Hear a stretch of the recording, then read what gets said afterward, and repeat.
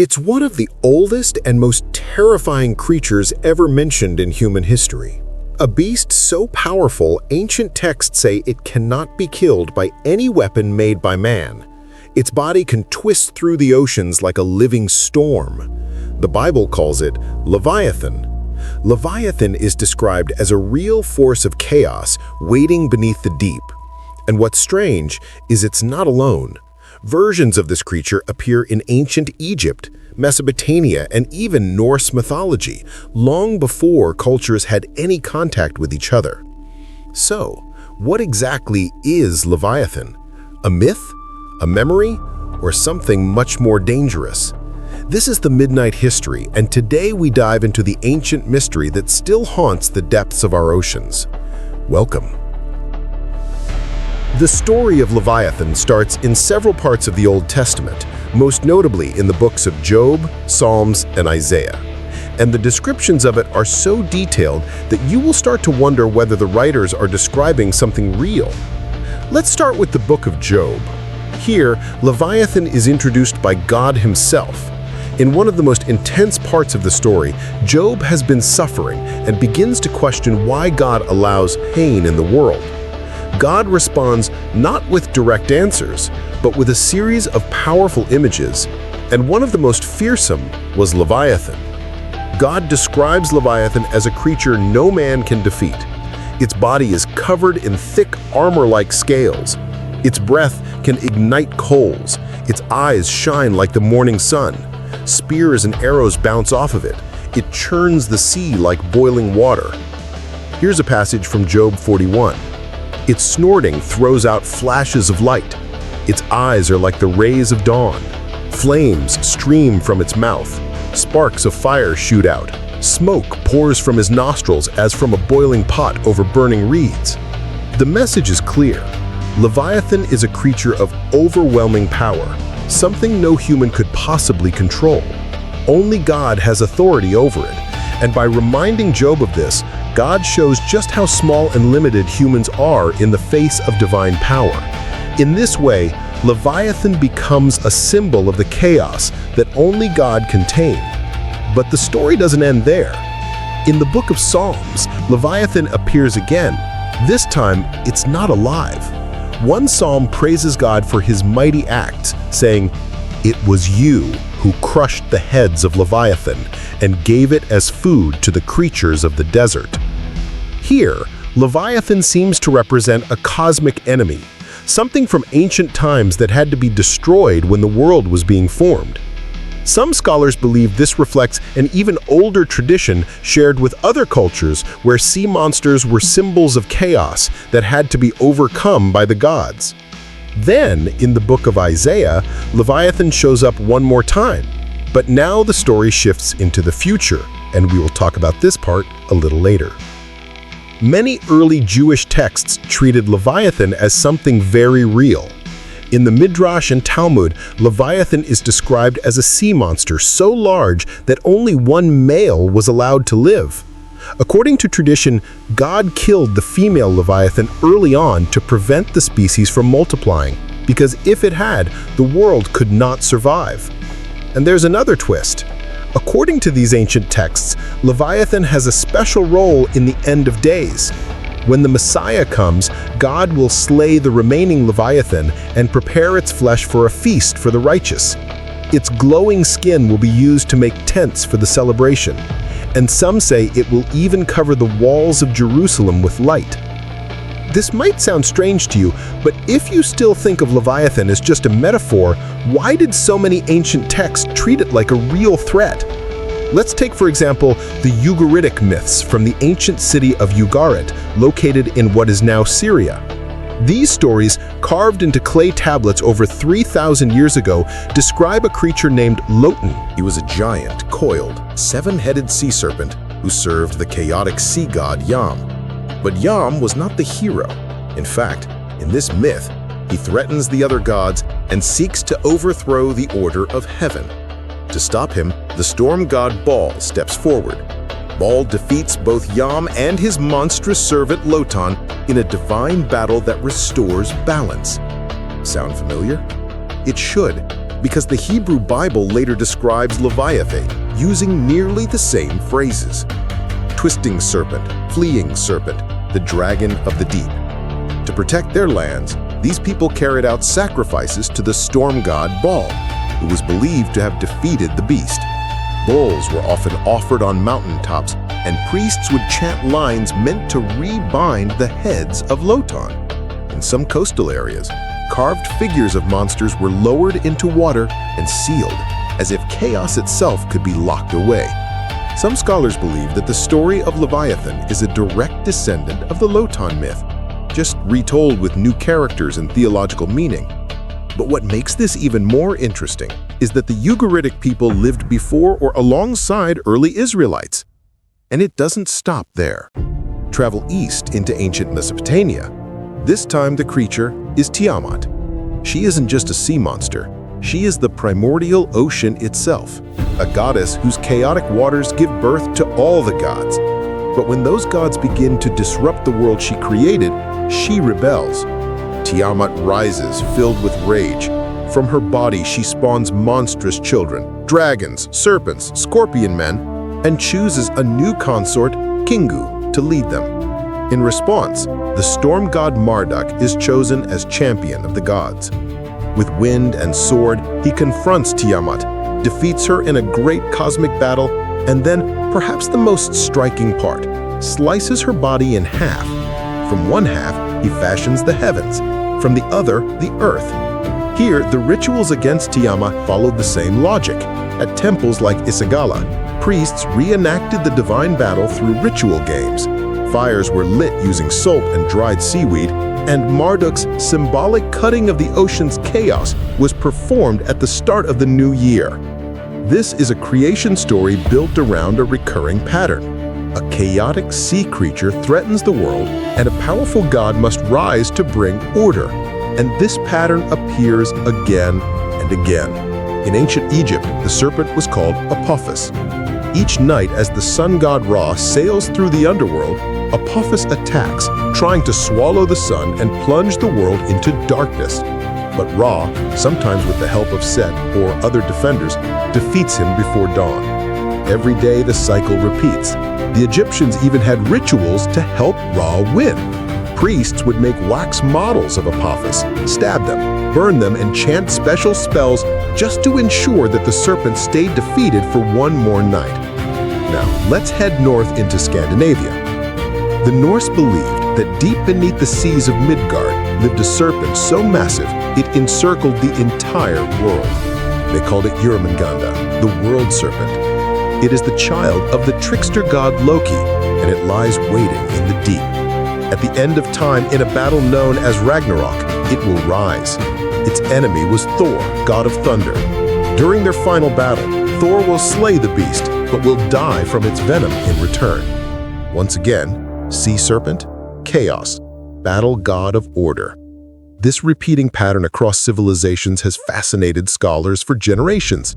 Known as the Chaos Kampf or chaos struggle, it's a mythological structure that seems to exist in cultures that never met, never traded stories, and never shared borders. The Sumerians had it, the Canaanites, the Babylonians, the Hebrews, the Egyptians, the Norse.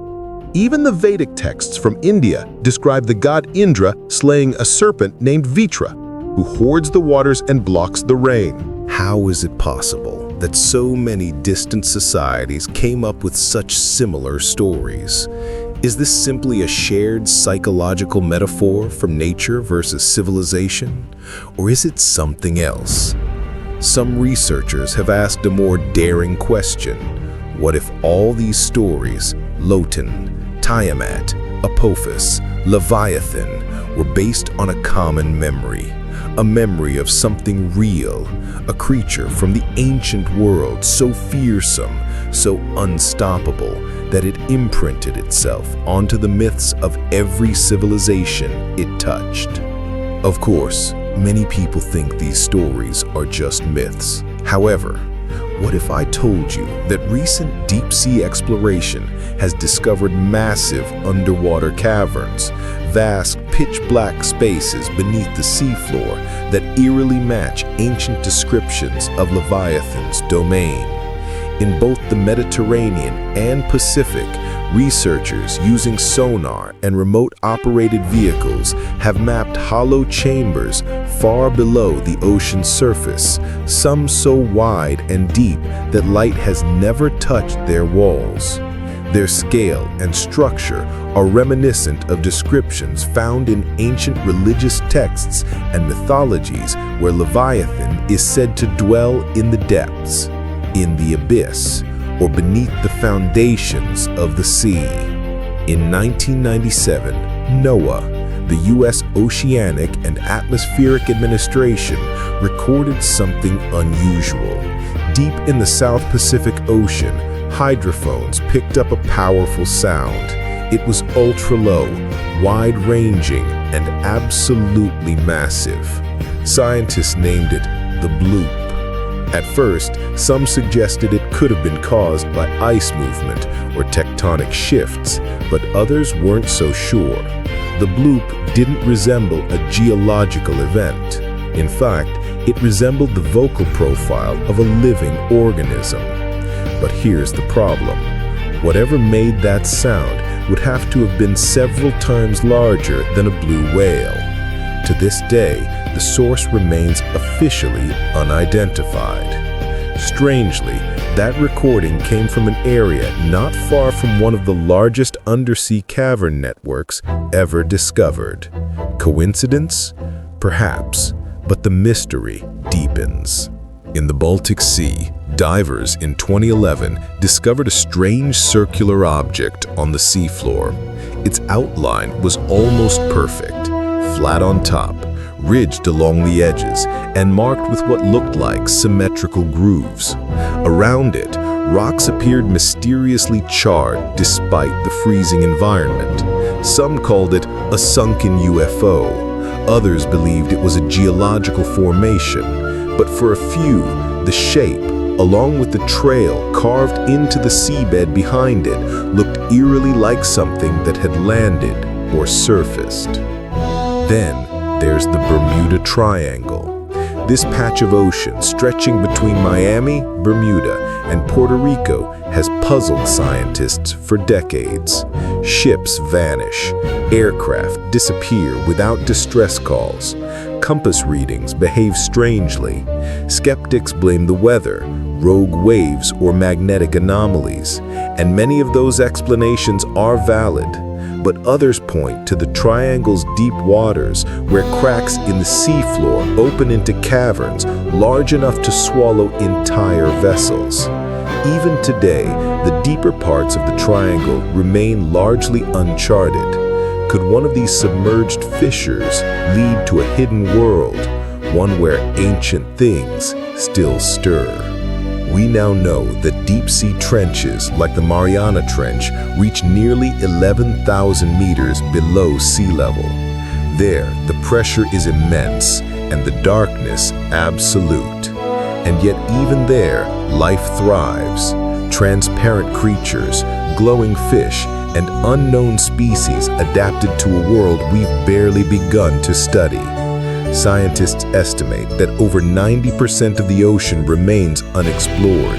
That's more than 2/3 of our planet's surface. The truth is, we've mapped the surface of Mars better than we've mapped the bottom of our own oceans.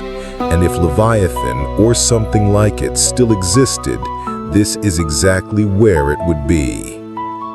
A video shared on the internet in 2024 caused a wave of speculation and debate. The footage appeared to show satellite imagery from Google Earth, zooming into an area between the southern tip of South America and the icy edge of Antarctica. And if you open Google Maps and look for yourself, it's easy to see why so many people were stunned. As you zoom in on the icy waters between South America and Antarctica, you will see a massive shape with what look like two eyes, a wide head, and a long reptilian body stretching into the deep. It might be nothing. Or it might be something we're not meant to understand. But once you see it, you can't unsee it. And suddenly, all those old stories about Leviathan don't seem so far-fetched anymore. And this stretch of ocean is no ordinary location. These are some of the most treacherous waters in the world, known for deadly currents, violent storms, and a high number of disappearances. Some say this danger is a sign that something ancient still lurks beneath the waves. Of course, not everyone is convinced the 2024 video is real. But the mystery doesn't end there. In fact, stories of sea monsters never really stopped. Let's head to a different part of the world, Scotland. For centuries, Loch Ness has been at the heart of one of the world's most enduring mysteries. And in 2025, the legend came back to life. A new image shows what appears to be a black mass sliding beneath the water. The staff at the center called it a significant clue. It's not the first time people have claimed to see the creature known as Nessie, but this image renewed public interest once again. And that wasn't all. Just weeks later, Ian O'Fagan, a longtime Nessie watcher from Ireland, captured something even stranger. Watching the Loch Ness Lake via a public webcam, he saw two enormous wakes moving side by side. There were no boats, no animals in sight, just water churning violently before it all went still. The footage went viral. Some speculated it was a pair of creatures, maybe even mating. Others suggested this could be evidence of a surviving species, maybe even a descendant of Leviathan itself. And of course, no story about Loch Ness is complete without mentioning the most iconic image of them all. In 1934, a London surgeon named Robert Kenneth Wilson published a picture. For decades, it was seen as the best proof of Nessie's existence. Though later disputed, the photograph remains an unforgettable part of the mystery. Still, for most people, the strongest evidence of Leviathan's existence may not come from legends or old maps, but from the fossil record itself. Paleontologists have uncovered bones of real monsters that once swam Earth's oceans, predators so massive and powerful that they seem pulled directly from the pages of ancient myth. Take Liaprudon, for example.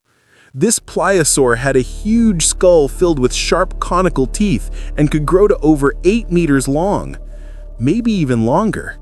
It had a short neck, a powerful body, and 4 massive flippers, ideal for launching at prey with explosive speed. In 1999, it captured the public imagination when a TV documentary exaggerated its size to 25 meters. Then there's Mosasaurus, perhaps even more famous. This marine reptile lived near the end of the age of dinosaurs and could grow over 15 meters long. With its long tail, massive jaws, and double-hinged skull, Mosasaurus was a true apex predator of the ancient seas. It didn't just look terrifying, it was built to dominate. Other creatures like the Kronosaurus and Pliosaurus caveni pushed the boundary even further. Some of these pliosaurids had skulls over 2 meters long, suggesting total body lengths over 10 or even 12 meters.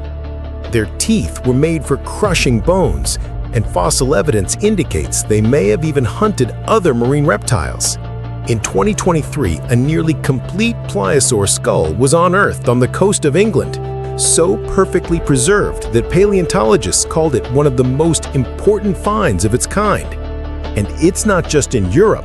Massive fossils have been found in Norway, Australia, and Mexico, suggesting these predators ruled oceans around the world. Many scientists now believe that early humans coexisted with Ice Age megafauna. People would have seen mammoths, saber-toothed cats, and giant marine animals like the Basilosaurus, an ancient whale that grew over 18 meters long and had rows of sharp conical teeth. Or Leviathan melville, another prehistoric whale discovered in Peru, which had teeth longer than a human hand and likely hunted other whales. If humans did witness these creatures, even from a distance, it's not hard to imagine how the stories began. A massive silhouette in the ocean, a carcass washed ashore after a storm, or bones uncovered in a cave could all become the foundation for legends passed down orally for generations. Over time, facts blur with fear, and beasts become symbols. That's why some researchers suggest that Leviathan might not have been invented, but remembered. Perhaps what ancient scribes recorded in sacred texts were exaggerated echoes of real creatures seen by early seafarers or shoreline communities. What they couldn't explain, they turned into warning. And what they feared, they gave a name: Leviathan. Still, if we return to the Bible, we find something chilling. Isaiah may not have been warning us about one yet to come. And that's exactly what many people today are afraid of. In the book of Isaiah 27:1, the prophet writes, "In that day, the Lord, with his hard and great and strong sword, will punish Leviathan, the fleeing serpent, Leviathan, the twisting serpent, and he will slay the dragon that is in the sea." This is a prophecy. The verse points toward a future event, one that will happen in that day, a phrase often associated with the biblical end times. According to the passage, Leviathan is not just a creature of chaos, but one that will rise again before being destroyed by divine power. For that to happen, Leviathan must first return. This same theme appears again centuries later in the book of Revelation. In chapter 13, a great beast rises from the sea. It has 7 heads, horns, and blasphemous names written across it. Many theologians and scholars believe this sea beast is symbolically tied to Satan himself, but its physical description echoes something much older, the twisting, coiled Leviathan from the Hebrew Scriptures. And in Revelation 12, another dragon appears, waging war against heaven. It is cast into the sea. Some interpretations connect this dragon with the one Isaiah mentions, suggesting that Leviathan is not merely a creature of legend, but part of the ultimate battle between good and evil, chaos and order. What makes these prophecies even more unsettling is that many people believe we are already seeing the signs foretold in Scripture. Rivers are drying. The Euphrates, a river with deep biblical significance, is shrinking faster than ever. In some areas, mysterious sinkholes and caves have appeared as the water disappears, leading to speculation about what lies hidden beneath. Some have even claimed that voices or groans have been heard in these places, though these reports remain unverified. At the same time, across the world, bodies of water have been reported turning red, caused by algae blooms, pollution, or chemical reactions. But to believers, it looks like something else. The waters turning to blood, just as described in biblical prophecy. Add to this the increasingly strange behavior of ocean creatures, like deep-sea fish washing up in unusual numbers, or whales stranding themselves in herds, and a disturbing pattern begins to take shape. Could something be stirring in the deep? There are even more speculative theories. Some researchers, blending biblical language with scientific curiosity, have suggested that the moon, specifically its gravitational cycles, might have the power to disturb whatever lies at the ocean floor. Just like the moon creates tides, could it trigger something ancient beneath the seabed? Of course, this remains firmly in the realm of theory, but for many, the signs are there. And if ancient texts are correct, then Leviathan is not only real, but it is waiting somewhere in the abyss. So, at the end, what do you think? Is Leviathan a myth, a monster, or something more? Let us know in the comments. And if you enjoyed this video, hit like, subscribe, and turn on the bell so you never miss an episode. Keep your minds open, and until we meet again.